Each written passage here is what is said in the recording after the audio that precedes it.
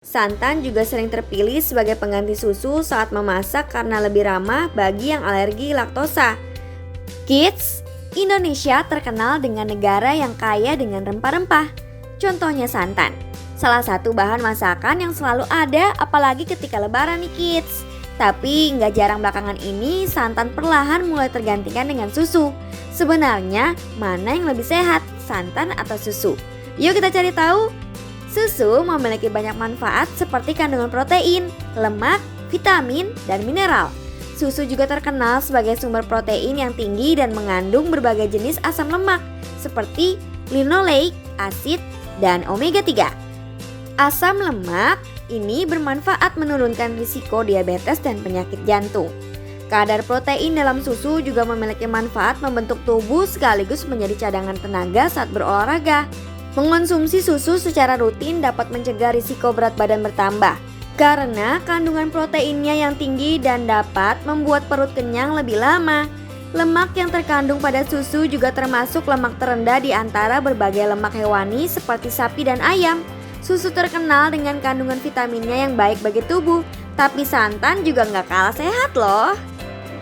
Santan kelapa mengandung berbagai nutrisi seperti protein, serat, lemak, dan vitamin serta mineral lainnya untuk memenuhi kebutuhan tubuh. Santan yang memiliki kandungan lauric acid, sejenis asam lemak yang berperan sebagai zat antibakteri dan anti kanker yang dapat meningkatkan daya tahan tubuh. Sebelum kita lanjut videonya, jangan lupa klik tombol subscribe dan tombol loncengnya ya.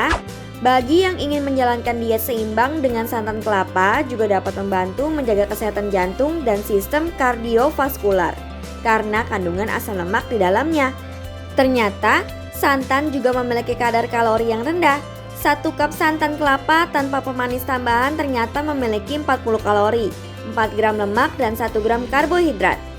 Jika kita bandingkan dengan susu yang punya kadar kalori 150 dan 8 gram lemak, santan juga sering terpilih sebagai pengganti susu saat memasak karena lebih ramah bagi yang alergi laktosa.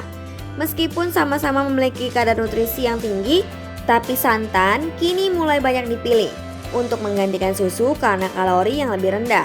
Susu juga menggantikan santan sebagai bahan untuk mengolah makanan. Selain itu, bila menggunakan susu dari hasil fortifikasi, pabrik susu juga menambahkan sejumlah gizi mikro dari kandungan gizi susu asalnya. Sehingga dalam batas tertentu, susu mempunyai kandungan yang lebih baik dibandingkan sekedar santan. Maka jika ingin mengambil lemaknya saja, susu jauh lebih baik daripada hanya dengan santan. Bagaimana makanan bersantan muncul? Makanan bersantan ada banyak jenisnya di Indonesia.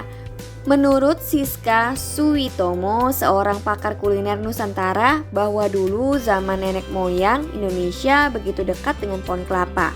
Pohon kelapa mudah mereka temui di mana-mana. Keberadaan pohon kelapa ini menjadi awal kenapa makanan Indonesia banyak menggunakan santan.